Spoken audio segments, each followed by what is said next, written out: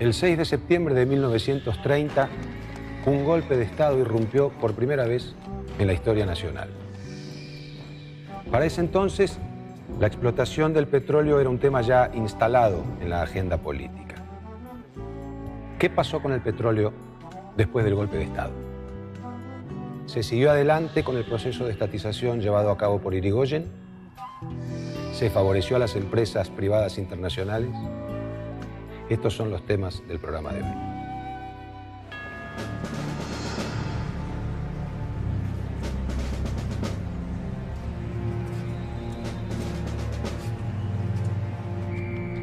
En el verano de 1932, Agustín Pedro Justo fue electo presidente. Terminaba así la dictadura del general Uriburu y comenzaba la era del fraude patriótico. Es la llamada década infame.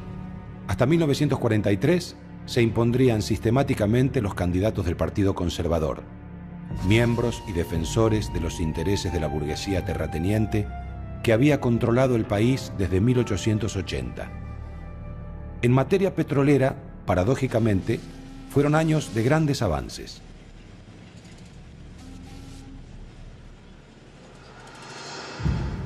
A poco de asumir, el presidente Justo designó al ingeniero Ricardo Silveira para que se desempeñara al frente de YPF.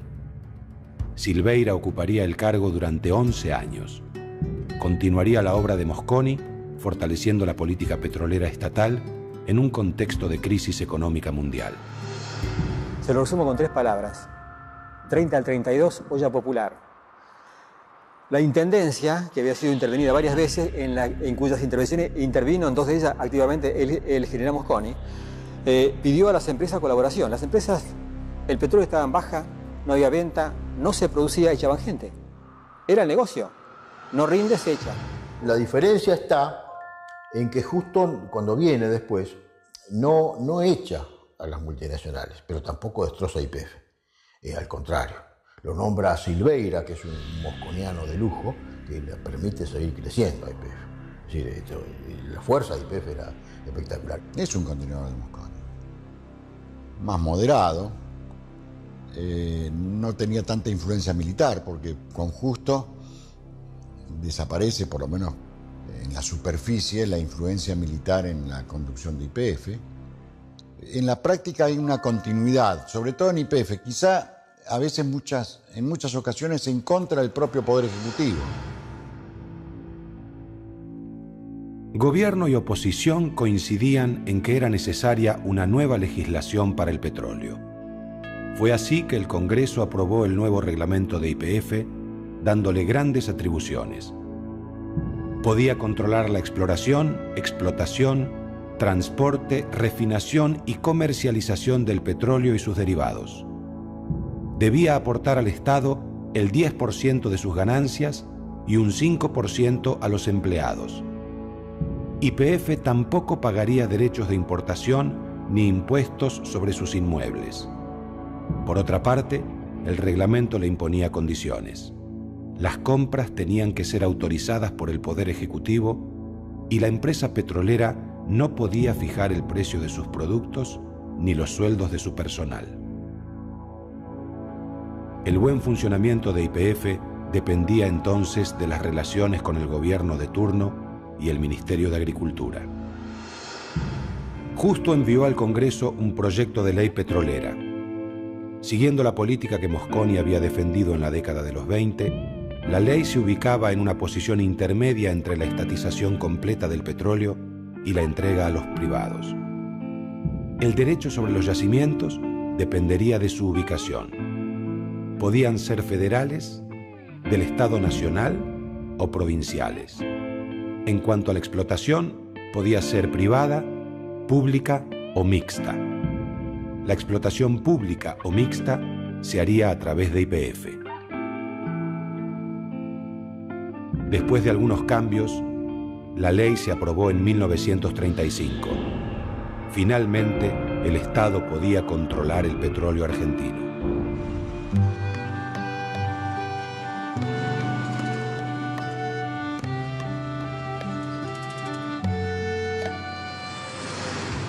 Era una ley que tenía por finalidad reconocer a las provincias como propietarias de los yacimientos petroleros.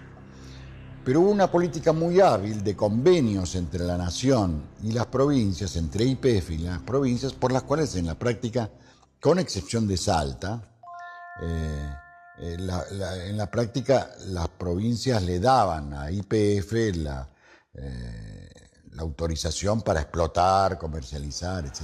La ley permite legalizar las reservas porque muchas provincias argentinas habían hecho reservas, como le he dicho anteriormente. Entonces esas reservas quedan legitimadas. En segundo lugar, legaliza también las reservas que había hecho el Estado Nacional. El Estado Nacional había hecho reservas en Comodoro Rivadavia y en Plaza Huín. Con esta ley, el gobierno de Justo quería evitar que las compañías privadas operaran sin el control o la participación del Estado. Justo confirmó la reserva de explotación en todo el territorio federal por 10 años. A partir de entonces, las privadas solo podrían negociar contratos con las provincias y allí chocarían con YPF. En el 31 se firma el contrato entre la provincia de Mendoza y Yacimientos Petrolíferos Fiscales, por el cual la provincia le cede tierras fiscales, le cede instalaciones y se compromete YPF a iniciar la exploración petrolera. El crecimiento fue explosivo. En 1938 se descubrió en Tupungato un gran yacimiento. Un año después se sumó el hallazgo de petróleo en Lunlunta. Para fines de la década de los 30, la empresa empleaba a casi 1000 personas solo en Mendoza. En 1941, la provincia generaba el 24% de la producción de YPF. Los hallazgos en Mendoza serían la clave de la consolidación de la empresa estatal durante los años 30. Silveira impulsó contratos similares con Santa Fe, San Juan, Jujuy, San Luis y Córdoba. Se hicieron estudios geológicos, pero no tuvieron éxito. La pelea importante por el petróleo argentino se dio en Salta, contra la Standard Oil, la petrolera más grande del mundo. En Salta, la Standard Oil, a diferencia de Comodoro y Huíncul, o sea, Chubut y Neuquén, en donde había sido el Estado el descubridor y el que llevaba la batuta de las cosas y los privados trataban de colarse ahí, en Salta el desarrollo inicial del petróleo lo hizo la Standard Oil, que además tenía pozos en Bolivia en el mismo yacimiento, o sea, divididos por un límite, pero entonces ya sabía que ahí había petróleo, hizo acuerdos con el gobierno salteño y empezó a desarrollar la explotación. Durante el gobierno de Uriburu, el interventor de Salta había firmado un contrato de explotación a favor de la Standard Oil. Ese contrato fue anulado, pero en marzo de 1932, la Corte Suprema ratificó las concesiones en territorio salteño. YPF contraatacó negociando otro contrato que bloqueaba el avance de la Standard. Este nunca entró en vigencia debido a que el Parlamento salteño impuso condiciones inaceptables para YPF. Salta contraatacó y firmó entonces un nuevo acuerdo con la Standard Oil que, sin perder tiempo, comenzó a construir un oleoducto y montó campamento en Tartagal. La pelea parecía perdida para YPF.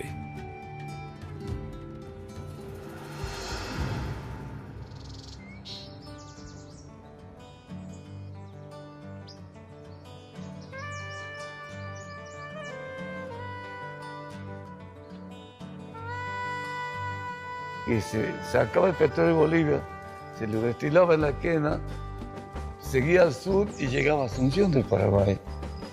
El mismo petróleo boliviano para combatir a ellos mismos. La Standard pretendía extraer el petróleo boliviano, un país que por entonces casi no tenía mercado interno de hidrocarburos, y comercializarlo en la Argentina a través del oleoducto salteño. Sin embargo, esto iba en contra de los intereses británicos del Pacto Roca-Runciman. Por este acuerdo, la Argentina se había comprometido a comprar a Gran Bretaña la totalidad del carbón que consumía. Aumentar la producción de petróleo, por más que fuera extraído en otro país, iba en contra de los intereses británicos que establecía el tratado. En consecuencia, Argentina le prohibió a la Standard transportar el petróleo boliviano a través de Salta. En medio de la contienda, se declaró la guerra del Chaco entre Bolivia y Paraguay.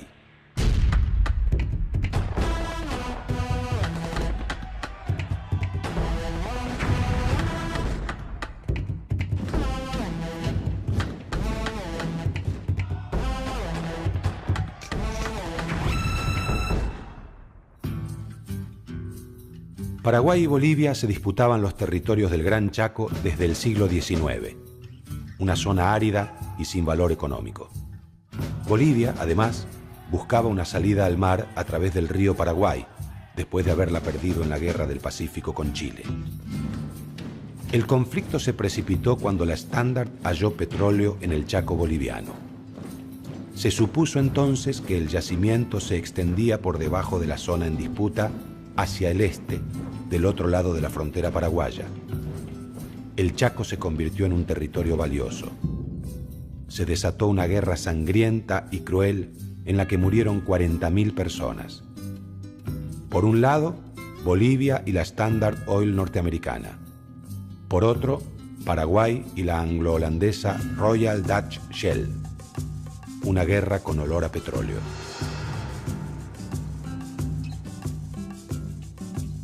Argentina permanecía neutral, pero el gobierno de Justo se inclinaba a favor de Paraguay, donde estaban depositados los intereses británicos. La paz se firmó en Buenos Aires y el mediador, el canciller argentino Carlos Saavedra Lamas, obtuvo el Premio Nobel de la Paz en 1936. Estos son los dos principales combustibles fósiles que ha usado la humanidad a lo largo de su historia: el carbón mineral y el petróleo. Los dos se formaron de una manera parecida. Son sustancias orgánicas sometidas a una gran presión y sin oxígeno durante mucho tiempo. Se estima que entre 60 y 150 millones de años. En estas condiciones tan especiales se producen una serie de reacciones químicas muy complejas que dan como resultado estos productos.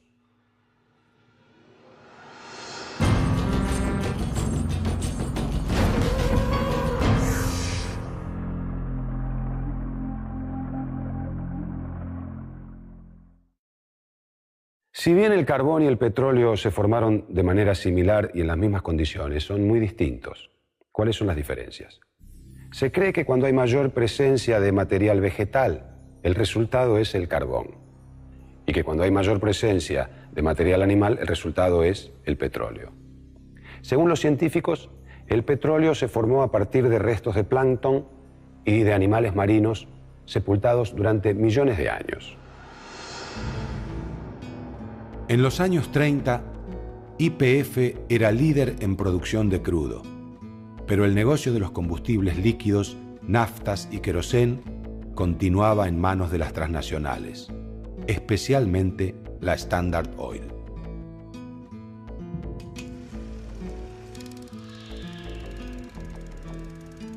En el país, pese a todo, había sobreoferta de petróleo, lo que desató una guerra de precios entre las privadas e YPF. Las empresas extranjeras seguían importando crudo, refinándolo y vendiendo combustibles a bajo precio. Para ellas era más rentable importar que desarrollar una industria local. La renta obtenida de la explotación de los hidrocarburos nacionales se seguía yendo al extranjero. El presidente Justo tomó entonces una medida que determinaría el dominio de la estatal en los años siguientes. Le entregó a YPF el control de las importaciones de petróleo.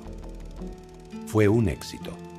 En 6 años, YPF pasó a controlar el 48% del mercado, un golpe durísimo para las multinacionales. Luego de 10 años de disputa, la Standard Oil firmó un convenio para abandonar el país el último día de 1936. Vendía todos sus activos locales a YPF y sus empleados pasaban a la estatal. Además, se comprometía a no reingresar en el mercado por 15 años. El acuerdo incluía una cláusula que afirmaba que debía ser ratificado antes del mes por el presidente y el Congreso.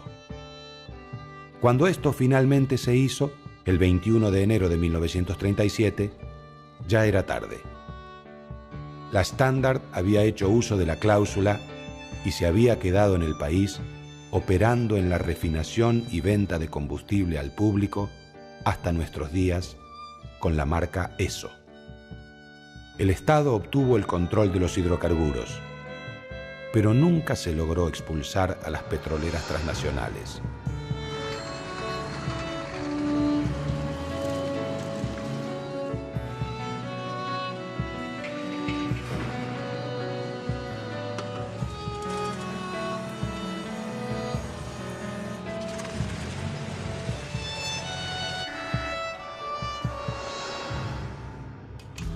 Gracias al control de las importaciones, la segunda mitad de la década de los 30 fue una etapa de esplendor para YPF.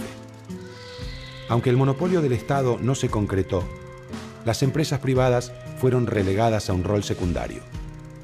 La prioridad era encontrar nuevos yacimientos para aumentar la producción y lograr el autoabastecimiento.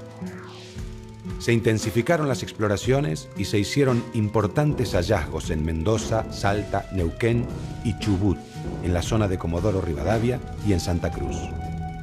Como resultado, la producción aumentó un 16% por año entre 1935 y 1940, llegando a casi 2 millones de metros cúbicos anuales. El más importante fue el aporte de los yacimientos de Mendoza. Con el tiempo se va a encontrar en el año 40 el petróleo en la zona de Lulunta, cerca de Carrizal, después se encontraría en la zona de Barranca, con lo cual se completaría un triángulo que es el que termina determinando la segunda instalación de la actual refinería de Luján de Cuyo. Esa refinería que primero había sido como destilería, se había instalado en Godoy Cruz. La refinería de Luján de Cuyo, como nosotros la conocemos, destilería y refinería de Luján de Cuyo, empieza un desarrollo muy tenue, pero sistemáticamente, a medida que el petróleo se va transformando en un área de la economía de Mendoza, va adquiriendo cada vez más notoriedad. Es muy importante el nivel de desarrollo que alcanza esta destilería, porque se transforma inclusive en un verdadero polo de atracción poblacional, de concentración de población. Se instalaron nuevas refinerías en Mendoza, Salta y Santa Fe y se amplió la de La Plata. Gracias a estas inversiones, YPF triplicó su capacidad de procesamiento. En 6 años, la producción creció un 250%. Lo que le faltaba a YPF para consolidar su dominio era una red de puntos de venta eficiente. Fíjese qué notable que la estructura administrativa y de organización de YPF tendría que ser estudiada en todas las facultades del país que se cargan de administración. Es tomada como modelo por la empresa inglesa. Mandan sus técnicos para estudiar cómo había organizado Mosconi YPF y en base a esa organización ellos van a organizar su empresa, que es la British Petroleum, que pasa a ser que es la empresa de la corona inglesa y que pasa a ser con los años la empresa más rentable del mundo, más rentable que el Standard Oil y la Royal Dutch. Y está organizada sobre la base de la estructura que había previsto Mosconi. Durante los años 30, el gobierno de Justo construyó la primera gran red de carreteras financiada principalmente con los impuestos al petróleo. Se necesitaban estaciones de servicio que cubrieran esa red. YPF se asoció con el Automóvil Club Argentino para llevar adelante ese proyecto. A fines de la década, YPF tenía estaciones de servicio y surtidores en todo el país. Eso también es un tema muy importante, porque el Automóvil Club Argentino va a tener estaciones de servicio en todo el país y va a tener la exclusividad de la venta del petróleo, de los combustibles de YPF. Es decir, que usted piense que en ese momento ya los automóviles, los vehículos particulares y los camiones, transporte automotor, empieza a desarrollarse en todo el país Y en cada lugar donde usted llegaba, todavía hay pueblos por ahí que uno encuentra, que está todavía la vieja bomba de nafta del Automóvil Club o de YPF. El crecimiento de YPF era imparable. Amplió su producción con lubricantes, el insecticida P&F, que competía con el Fleet de la Standard Oil, solventes y asfalto. El producto estrella era el gas licuado de petróleo que YPF comercializaba como Supergas. Esta política de inversiones fue un éxito. A fines de la década, YPF tenía un presupuesto superior a los 200 millones de pesos y empleaba a más de 15.000 personas. La política de asistencia social de la empresa, implantada por Mosconi una década antes, se profundizó. Los empleados recibían bonificaciones por eficiencia, antigüedad y cantidad de miembros por familia. A mi madre y a mis dos hermanos, YPF los trajo directamente desde Buenos Aires, del Hotel de Inmigrantes de Buenos Aires, acá a Comodoro Rivadavia, en un buque, todo preparado. A mi padre le dio el día para que lo vaya a recibir. Lo recibió acá y lo llevó a una casa que le había dado YPF. El asombro de mi madre fue cuando mi padre prendió la luz y, claro, ¿por esto qué? Después dice, no, vení, abre la canilla y el agua. Ah, no tengo que ir más a la fontana, pues la fontana en Italia era buscar el agua. En fin, esa serie de adelantos que había. El gas, quedó mi madre confundida, estamos en la gloria acá. Yo siempre recuerdo que me decía, esta es la América. Y era verdad para ellos, esta es la América.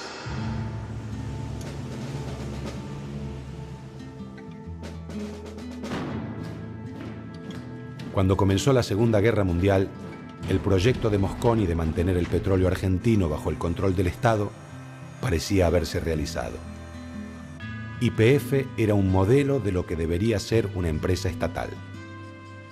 Durante una etapa difícil y compleja de la historia argentina, el país parecía haberse encaminado hacia el desarrollo petrolero y estaba cerca de alcanzar el autoabastecimiento energético. La guerra cambiaría por completo el mapa energético mundial, y eso repercutiría en el desarrollo petrolero del país en los años siguientes.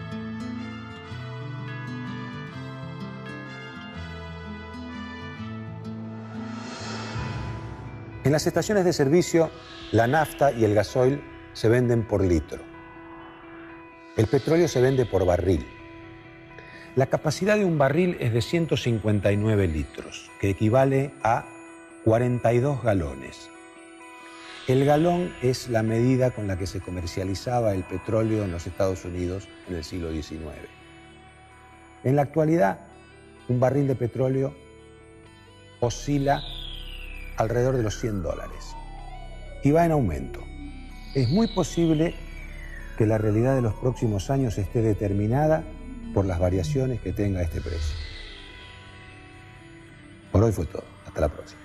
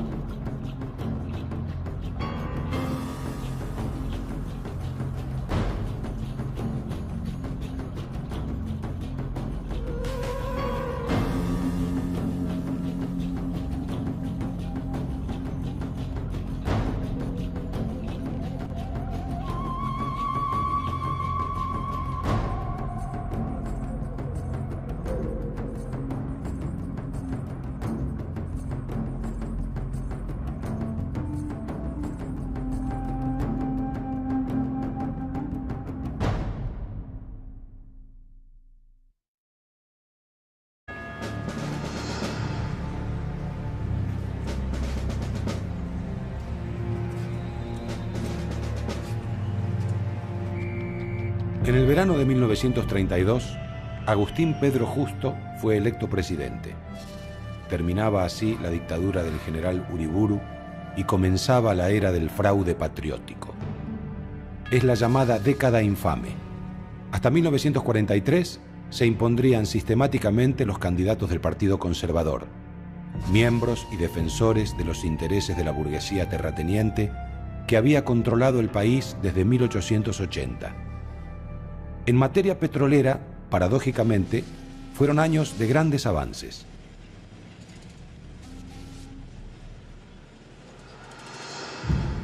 A poco de asumir, el presidente Justo designó al ingeniero Ricardo Silveira para que se desempeñara al frente de YPF. Silveira ocuparía el cargo durante 11 años. Continuaría la obra de Mosconi, fortaleciendo la política petrolera estatal en un contexto de crisis económica mundial. Se lo resumo con 3 palabras. 30 al 32, olla popular. La Intendencia, que había sido intervenida varias veces, en cuyas intervenciones intervino en 2 de ellas activamente el general Mosconi, pidió a las empresas colaboración. Las empresas, el petróleo estaba en baja, no había venta, no se producía, echaban gente. Era el negocio. No rinde, se echa.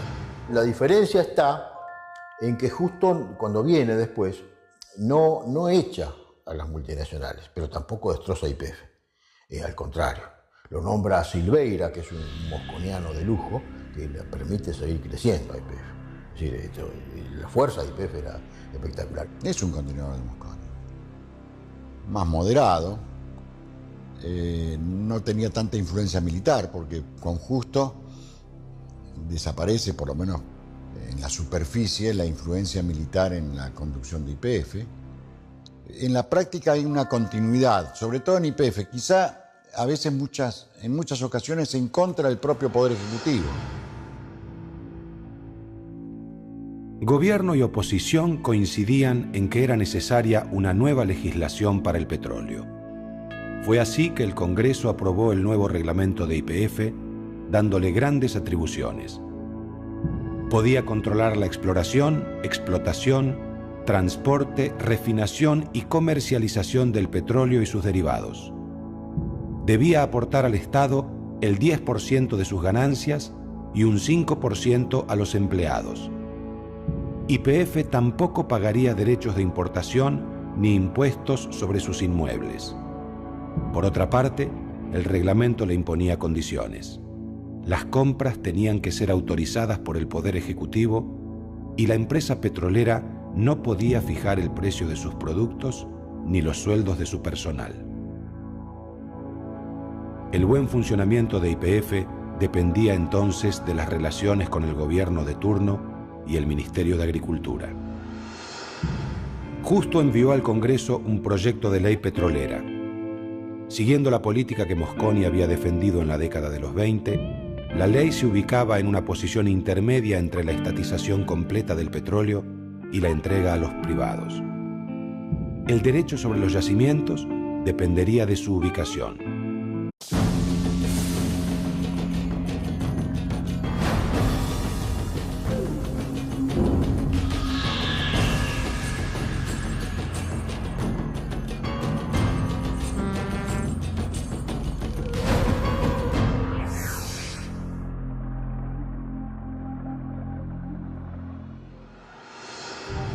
El 6 de septiembre de 1930, un golpe de Estado irrumpió por primera vez en la historia nacional. Para ese entonces, la explotación del petróleo era un tema ya instalado en la agenda política. ¿Qué pasó con el petróleo después del golpe de Estado?